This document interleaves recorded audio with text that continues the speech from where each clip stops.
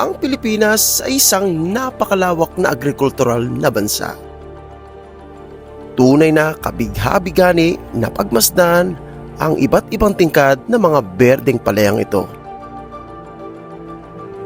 Ngunit sa mga luntiang tanim na ito, may nakatagong dilim at bangungot na bumabalot sa daloy ng kanyang tubigan na nagbibigay buhay sa kanila. At ngayong araw, hihimayin natin ang problemang ito na ilan lamang sa mga napakaliit na suliranin ng ating bansa. Tubig. Ang tubig ay buhay. Ang pagdaloy nito ay sumasalamin sa pag-asa sa buhay ng mga tao.